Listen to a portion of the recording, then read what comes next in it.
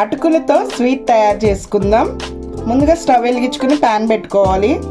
2 స్పూన్లు గీ వేసుకోవాలి. గీ కొంచెం వేడెక్కిన తర్వాత పచ్చి కొబ్బరి అయినా తీసుకోవచ్చు, లేకపోతే ఎండు కొబ్బరి అయినా తీసుకోవచ్చు. నేతిలో వేసుకుని దోరగా వేయించుకోవాలి కొబ్బరి ముక్కలు. ఇలా వేగిన తర్వాత కొబ్బరి ముక్కలు తీసి పక్కన పెట్టుకోవాలి. కిస్మిస్ జీడిపప్పు వేసుకుని ఇలా దోరగా వేయించుకోవాలి. ఇలా వేగిన తర్వాత ఇవి కూడా తీసి పక్కన పెట్టుకుందాం. కప్పు అటుకులు తీసుకున్నాను. ఈ కప్పుతో ఇవి వేసి ఇప్పుడు లైట్గా రోస్ట్ చేసుకోవాలి. సిమ్లో పెట్టి చేసుకోండి, లేకపోతే మాడిపోయే ఛాన్స్ ఉంటుంది.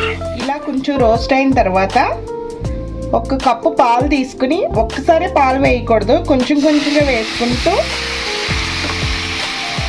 ఉడికించుకోవాలి అటుకుల్ని.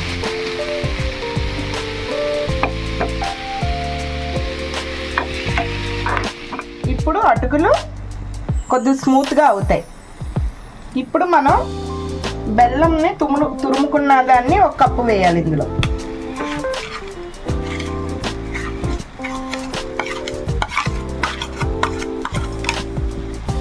ఈ ప్రాసెస్ అంతా సిమ్లో పెట్టుకుని చేసుకుంటే పొడి పొడిలాడుతూ వస్తుంది అటుకులు.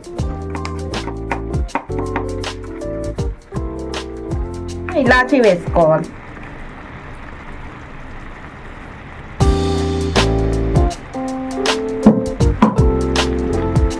వేసుకున్న తర్వాత మనం ముందుగానే వేపి పెట్టుకున్న కొబ్బరి ముక్కలు, డ్రై ఫ్రూట్స్ను వేసుకోవాలి. అంతే, ఎంతో రుచిగా ఉండే అటుకుల స్వీట్ రెడీ.